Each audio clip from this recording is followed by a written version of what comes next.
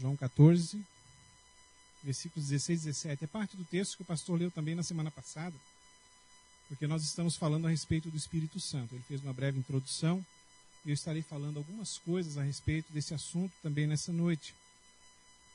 Eu quero que você então me acompanhe para que nós possamos crescer e aprender juntos mais uma vez.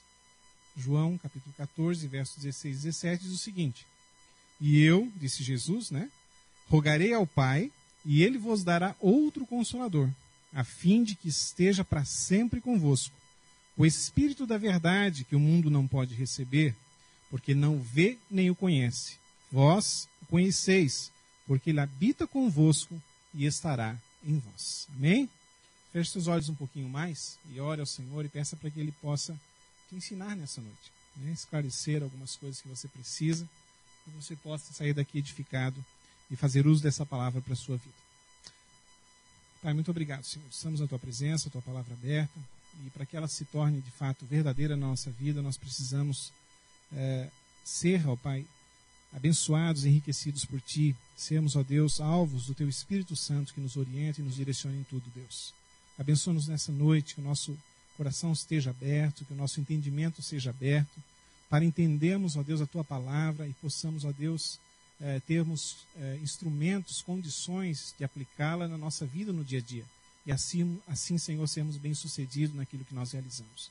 Abençoa, Senhor, tanto o que fala quanto o que ouve, para que todos nós, a uma nessa noite, sejamos edificados, sejamos, ó Deus, abençoados e possamos, ó Deus, sair deste local cheios da graça do Senhor. Nos ajuda para isso, Pai. É o nosso pedido, que essa palavra não fique somente no papel e na tinta, mas venha ressaltar diante dos nossos olhos e ser penetrante, ó Deus, no nosso coração. Como espada, como diz a Tua palavra, espada que divide, espada que, de fato, chega ao mais profundo da alma, Senhor, para que sejamos, ó Deus, sempre abençoados por Ti. Em nome de Jesus, que nós oramos nessa noite. Amém, Senhor. Amém. Queridos, esse texto já foi lido na semana passada e fala, obviamente, sobre o Espírito Santo, tema que a gente pretende levar agora até o final desse mês de novembro. E eu gostaria de falar com vocês hoje um pouquinho a respeito do Espírito Santo relacionado ao crente, relacionado à vida da pessoa. Então a gente vai falar sobre o Espírito Santo com relação ao crente, com relação à minha pessoa e com relação à sua pessoa. E nós vamos ver para isso, brevemente, alguns textos bíblicos que nos ajudam a entender algumas coisas relacionadas ao Espírito Santo e à nossa vida. Tá? Primeira coisa que a gente precisa saber sobre o Espírito Santo é que ele é uma pessoa. Você pode pensar, não, mas isso eu já sabia, isso é óbvio. Não, é porque tem grupamentos que defendem que o Espírito Santo é uma força e não uma pessoa. Defendem que o Espírito Santo é o poder de Deus, uma força subjetiva que Deus emprega para realizar as suas coisas. E nós entendemos pela palavra que o Espírito Santo é uma pessoa. Há um mês e meio o pastor Anísio pregou aqui e falou a respeito de Ananias e Safira. Estava falando sobre pecado e citou o exemplo de Ananias e Safira, que venderam uma propriedade e mentiram com relação ao valor daquela propriedade que eles haviam vendido. Então o que aconteceu? Pedro, que estava ali atendendo a essas causas, falou assim para eles, principalmente para Ananias, chegou primeiro: por que você mentiu ao Espírito Santo? Essa pergunta, está implícito nessa pergunta que o Espírito Santo é uma pessoa, porque não se pode mentir para uma força, e sim para uma pessoa. Se mente para algo que, de fato, tem personalidade, tem entendimento das coisas. Outro texto de Paulo muito conhecido diz o seguinte: não entristeçais o Espírito Santo. Como é que uma força pode ter tristeza? Para se entristecer, precisa ser uma pessoa.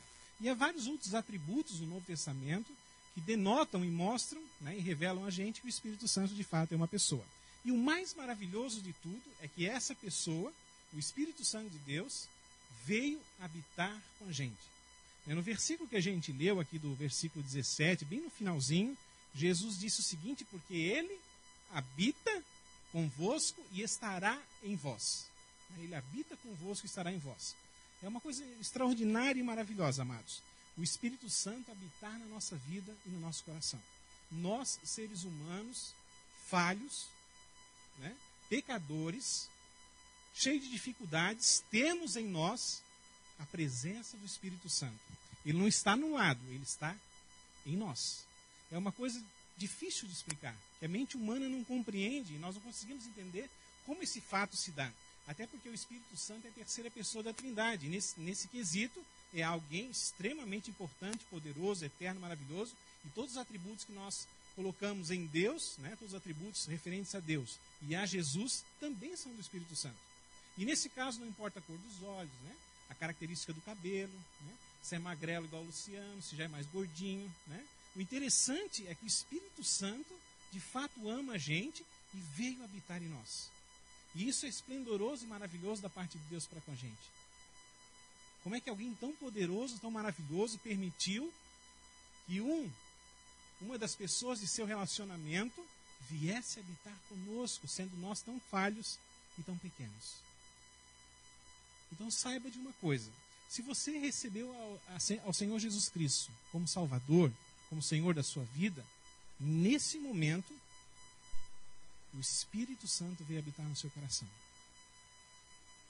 Às vezes a gente acha que o Espírito Santo vem depois, quando de repente uma oração muito poderosa é feita, ou quando algo extraordinário acontece na nossa vida, mas Jesus nos promete, a palavra nos ensina, que a partir do momento que nós temos ao Senhor Jesus Cristo, o Espírito Santo vem habitar em nós. Então, portanto, todos nós que assim o recebemos, temos na nossa vida o Espírito Santo de Deus.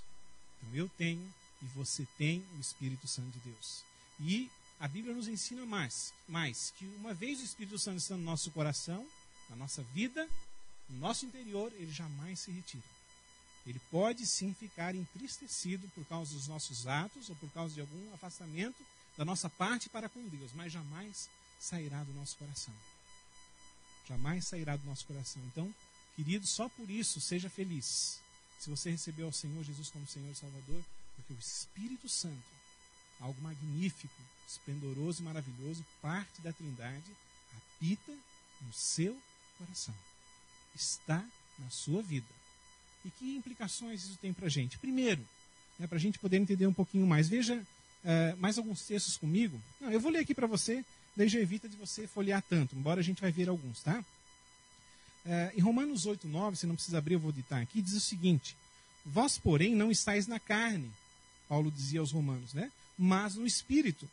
Se de fato o Espírito de Deus habita em vós, e se alguém não tem o Espírito de Cristo, esse tal não é dele. Então veja o relacionamento entre receber a Jesus, né, aceitar a Jesus como Senhor e Salvador, e também a habitação do Espírito Santo na nossa vida. Então só é possível aqueles que de fato têm um conhecimento acerca de Cristo Jesus. No versículo 16 e 17 que nós lemos de João, Jesus fala justamente isso. O mundo não tem, porque não conhece. Mas quem conhece a Cristo tem o Espírito no seu coração. Outro texto, você não precisa abrir, em Timóteo, diz o seguinte: Paulo instruindo a Timóteo, diz assim, guarda o bom depósito mediante o Espírito Santo que habita em nós. Portanto, o Espírito Santo habita o nosso coração. Agora um texto que eu quero que você abra, está em 1 Coríntios. É bem possível que a gente não volte em João, então não se preocupe em ficar marcando, tá? Mas lá em 1 Coríntios, um pouquinho à frente, capítulo 6... 1 Coríntios, capítulo 6, versos 19 e 20, diz o seguinte: acaso não sabeis que o vosso corpo é santuário do Espírito Santo, que está em vós, o qual tendes da parte de Deus, e que não sois de vós mesmos? Porque fostes comprados por preço. Agora, pois, glorificais a Deus no vosso corpo. Quando Paulo diz isso, ele está escrevendo aos Coríntios, como a gente já viu, e eles tinham um problema porque eles se relacionavam sexualmente, né, com prostitutas. Né? Naquele tempo havia templos onde a prostituição era algo relacionado a culto mesmo. Tá? Então era algo comum naquela cultura, para determinados deuses, o ato sexual como forma de culto. E Paulo, uma vez tendo os coríntios agora convertidos ao Senhor, a Jesus, ensina-os que esse ato já não é mais agradável a Deus, porque o Espírito Santo agora habita no coração deles. Quando a gente olha a prostituição na Bíblia, você vai encontrar várias explicações para essa palavra. Nem sempre está relacionada à conotação sexual. Muitas vezes, principalmente no Antigo Testamento, quando Deus fala a Israel e fala sobre prostituição, né, ele está falando que Israel abandonou o Senhor e foi atrás de outros deuses. E a Bíblia chama isso de prostituição, se prostituiu com outros deuses. Então, se vocês olharem a maioria dos textos, ou pelo menos uma grande porcentagem deles, referente à prostituição, está relacionado de fato ao abandono de Israel dos caminhos do Senhor para servir outros caminhos que não aquele que Deus havia instituído para eles. Então, sempre que Israel fazia isso, Deus chamava, logicamente, a sua atenção. Quando é, então, que nós, assim como observamos no texto, Paulo falando, olha, não se misturem, né, com esse tipo de moralidade, aí falando com relação à sexualidade, porque o vosso corpo é templo do Espírito Santo. Mas quando nós podemos, então, estar desagradando a Deus e cometendo coisas que não estão na sua vontade, quando nós nos afastamos da sua presença e passamos a viver uma vida para nós mesmos. Eu falei que o Espírito Santo não sai de nós uma vez quando nós recebemos a Cristo, mas à medida que nós nos afastamos de Deus, o Espírito Santo entristece-se e deixa de agir na nossa vida como deveria. E nós, tendo o Espírito Santo habitando no nosso coração, precisamos estar atentos a isso, a buscarmos a vontade do Senhor e não nos afastarmos como fazia Israel, indo após outros deuses e deixando os caminhos do Senhor. Quando nós fazemos isso, se alguém faz isso, certamente há tristeza do Espírito Santo no seu coração. E muitas coisas desfavoráveis acabam ocorrendo por causa desse fator. Então, o que nós precisamos? Entender, primeiramente, nessa introdução, que o Espírito Santo habita em nós. E ele habitando em nós, qual é o relacionamento, qual é a relação, então, uma vez tendo ele na nossa vida, no nosso coração, com o nosso dia a dia, né, com a nossa vida diária, com aquilo que somos. Né? O que isso inflige na minha vida no dia a dia, lá na segunda, na terça-feira, quando eu estiver lá no trabalho, quando eu precisar fazer alguma coisa. O que isso me interessa? Primeiro, para que você saiba o que isso é importante para você, você tem que entender que o Espírito Santo liberta você do pecado e da morte. O Espírito Santo liberta você do pecado e da morte.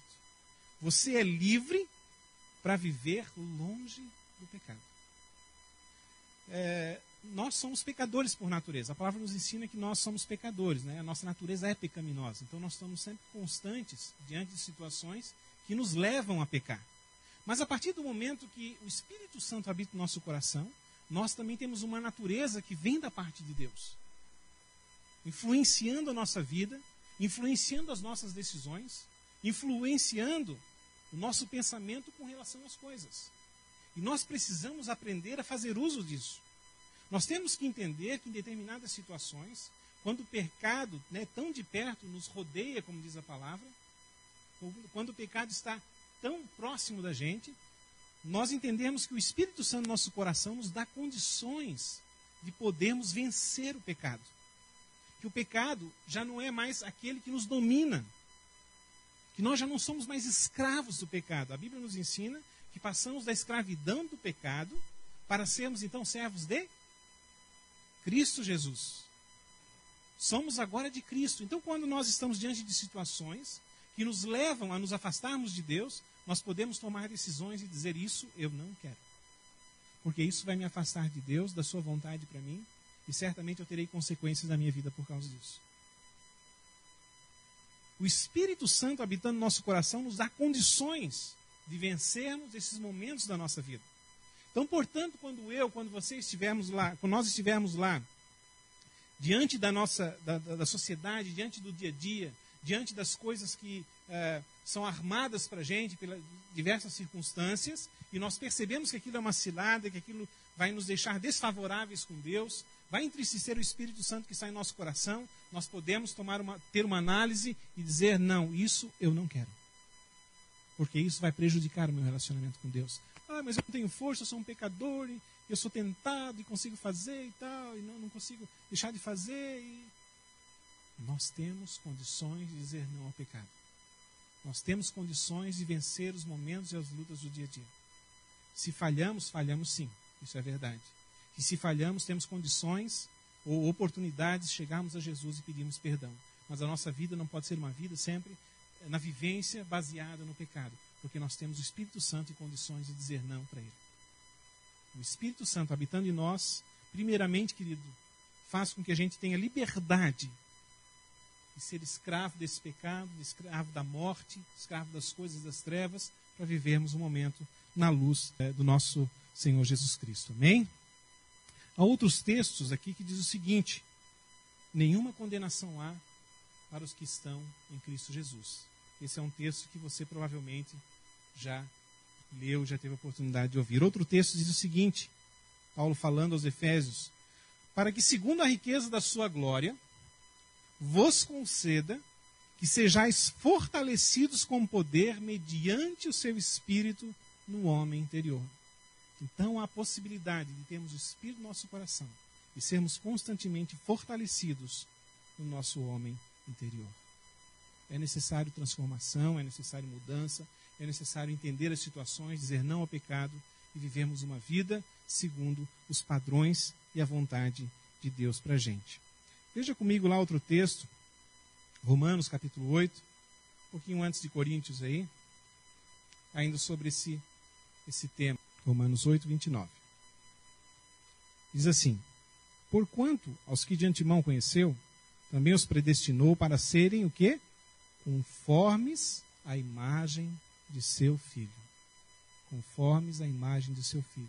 É verdade, amados, que o crescimento na vida cristã, que nos leva ao abandono do pecado, pode ser gradual. Nós não podemos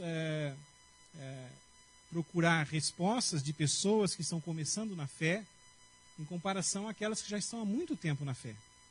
Porque no começo a gente não sabe muita coisa. Nos falta o conhecimento, nos falta o entendimento. Algumas coisas a gente não sabe como é que funciona. Mas à medida que nós vamos caminhando com Cristo, é necessário que esse conhecimento venha a crescer e também com ele a nossa prática cristã de vida venha a crescer. Então não importa em que fase você está. O importante é que você foi chamado e escolhido para ser conforme a imagem de Cristo Jesus. E, portanto, você foi tirado das trevas para a luz, não para viver mais no pecado, mas poder caminhar com uma vida segundo os padrões de Deus. Mas você está em determinado estágio, algumas coisas precisam ser consertadas, é verdade, nós estamos assim. Mas não pare aí, não desista, continue percorrendo, aprendendo, adquirindo conhecimento e adquirindo prática de vida, para que você possa continuar crescendo sempre e ser conforme a imagem de Cristo Jesus. Nessa vida alcançaremos? Verdade que não. Mas isso não nos deixa oportunidade de sermos negligentes para não crescermos. Mas devemos crescer sempre e fazermos a vontade do nosso Deus. Bem, queridos. Segunda coisa. Eu tenho mais textos aqui, mas daí vai demorar muito, então eu vou fazer uns pulinhos aqui, tá bom?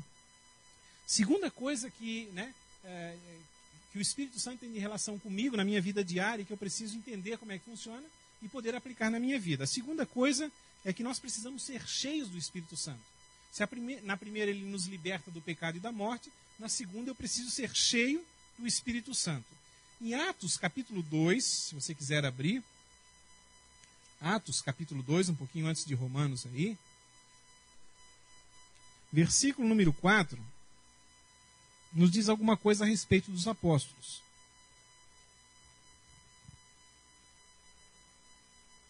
Atos, capítulo 2, versículo 4, diz o seguinte: todos ficaram cheios do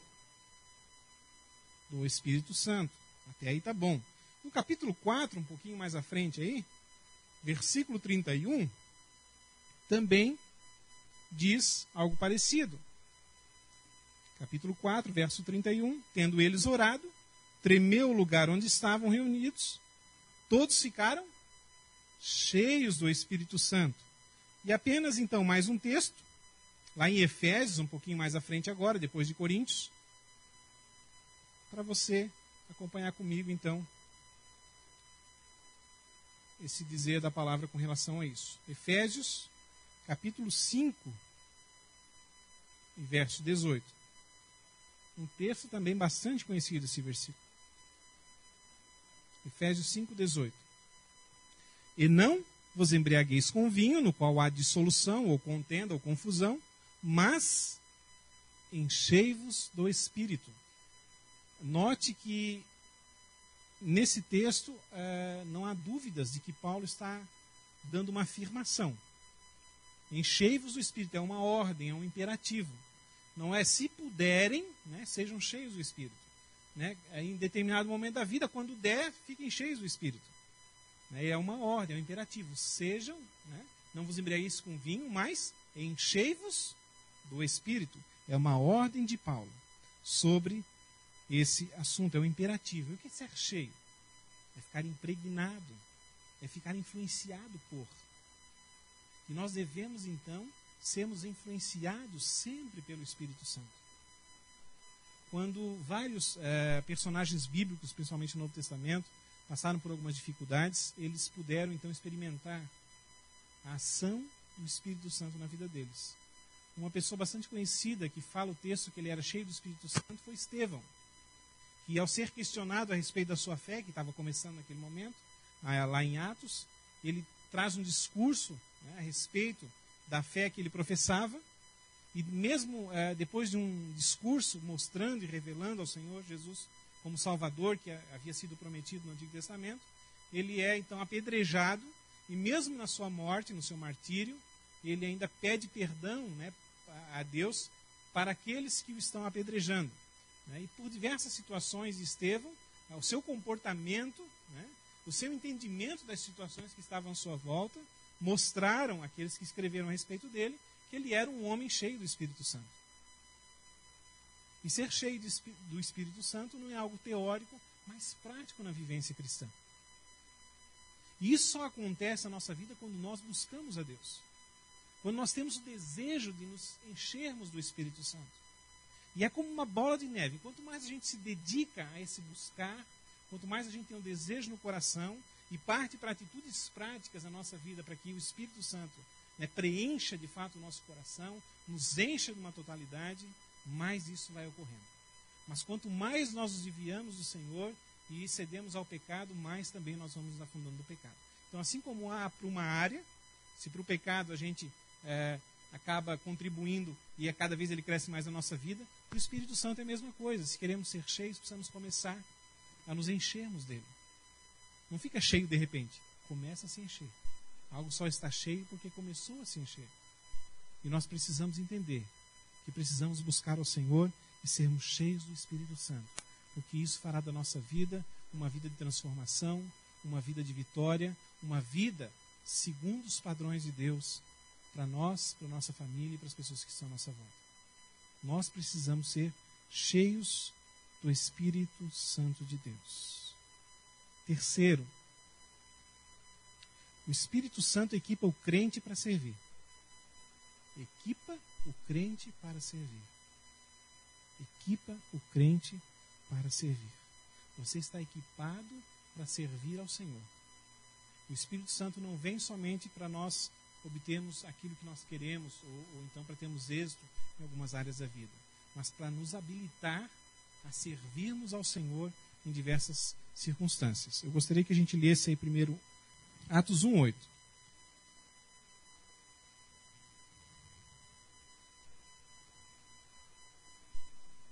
O que diz aí? Mas recebereis poder ao descer sobre vós o Espírito Santo, e sereis minhas testemunhas.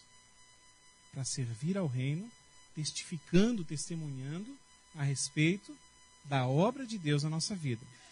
Em segundo lugar, Romanos, vai um pouquinho mais à frente comigo aí, capítulo 12, depois de Atos, Romanos 12, verso 3 ao 8. Porque pela graça que me foi dada, digo a cada um dentre vós que não pense de si mesmo além do que convém, antes pense com moderação, segundo a medida da fé que Deus repartiu a cada um. Porque assim como num só corpo temos muitos membros, mas nem todos os membros têm a mesma função, assim também nós, conquanto muitos, somos um só corpo em Cristo e membros uns dos outros, tendo, porém, diferentes dons, segundo a graça que nos foi dada. Se profecia, seja segundo a proporção da fé, se ministério, dediquemo-nos ao ministério, o que ensina, esmere-se no fazê-lo, o que exorta, faça-o com dedicação, o que contribui com liberalidade, o que preside com diligência, quem exerce misericórdia com alegria. É só um texto a respeito de vários dons que inclusive são falados também em outras partes das Escrituras. Mas nós somos providos por Deus de vários dons, não é assim?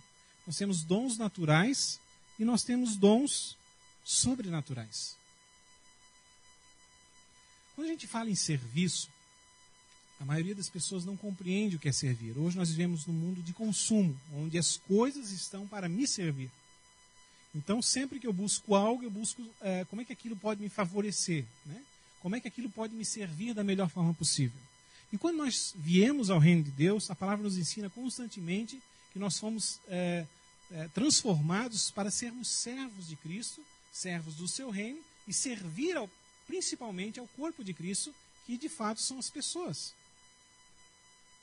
São as pessoas. Mas nessa confusão que há no nosso coração, até por sermos humanos, nós precisamos e queremos sempre ser servidos, ao invés de buscarmos servir as outras pessoas. Não é comum, ou melhor, não é incomum, né, vermos pessoas, né, pessoas importantes, pessoas que de longa carreira, dedicando-se a trabalhos voluntários em diversos lugares. Mesmo sendo pessoas de grandes posses, né, de grande trabalho, donos de empresas, etc., dedicaram um tempo da sua vida, seja no finalzinho de semana, seja num feriado, a um trabalho voluntário social. Porque isso satisfaz a pessoa. Porque isso mostra que, embora toda a realização pessoal numa determinada área, há algo no coração do homem que tem o desejo de estar contribuindo para que outras pessoas sejam favorecidas. E a palavra nos chama justamente a esse serviço, a fazer coisas para que outras pessoas tenham proveito e às vezes não nós mesmos. A igreja, no começo, em Atos, ela teve uma grande importância e a fé correu grandiosamente em diversos lugares, porque as pessoas estavam dispostas a servir, a servirem umas às outras, né, a buscar o favor do outro. E é interessante que o Espírito Santo vem ao nosso coração e ele nos traz capacidade para isso, para essa serventia, né, para nos darmos um pouco mais aos outros, para nos darmos um pouco mais às causas das outras pessoas. Então, quando a gente acha assim, não, mas espera aí, eu não tenho habilidade para ajudar, então eu vou ficar aqui meio quieto no meu canto, não é verdade. Porque nós temos os nossos dons naturais, coisas específicas que o Senhor nos deu, que nós podemos ajudar com isso, o corpo de Cristo, a igreja, as pessoas em nossa volta. E temos também dons que o Senhor nos dá em determinados momentos para exercermos a nossa atividade em ocasiões específicas. O presbítero Jair também, diante do seu conhecimento de informática, trouxe, né, até uma vez na escola dominical, foi a mesma palestra que ele trouxe para a gente também anteriormente, a respeito de algo que ele sabe, né, lidar e voluntariamente trouxe esse serviço para que nós pudéssemos aprender e crescer com ele. Então são coisas que nós temos de habilidade natural que às vezes a gente não imagina que pode ser útil na causa da vida dos outros e de repente alguém precisa e você pode ajudá-lo. E há momentos ainda que Deus nos dá dons especiais para operarmos em momentos diferenciados. Por exemplo, né? Não sei se já aconteceu com você. De repente alguém está extremamente necessitado, precisa, né, de uma orientação, de alguma palavra, alguma coisa que esclareça algum assunto, e você fica pensando, ai meu Deus do céu, o que eu vou dizer agora? Né? O que eu vou fazer? Essa pessoa pode ser da família, do trabalho, ou qualquer outra pessoa, pode ser conhecido ou não, e você pensa, puxa, o que eu vou dizer agora para essa pessoa? Eu não sei o que eu vou fazer, meu Deus do céu, me ajuda, daí já começa a orar, né? Meu Deus do céu, o que eu vou falar e tal, e de repente começa a conversa. Daí a pessoa fala, dispõe o seu problema, você fala uma coisinha, fala outra, fala outra, fala outra. Quando acaba aquela conversa, depois de um determinado tempo, você olha para dentro de si e pensa, meu Deus, como é que eu vou falar tudo aquilo? Essas coisas que eu falei, nem se eu tivesse planejado, tinha saído. E eu falei algumas coisas que de fato serviram para aquela pessoa. E ela mesma disse, olha, isso que você falou me serviu mesmo. Porque quando nós pedimos, e em momentos específicos da nossa vida, o Senhor nos atende e nos dá habilidades, nos dá dons para a qual nós podemos servir aos irmãos e às pessoas que estão à nossa volta. Por causa do Espírito Santo que está em nós. E isso foi só um exemplo. Existem diversas outras circunstâncias, até de momentos ainda mais sobrenaturais, de casos específicos, da ação de Deus na vida das pessoas, pelo Espírito Santo que habita em nosso coração.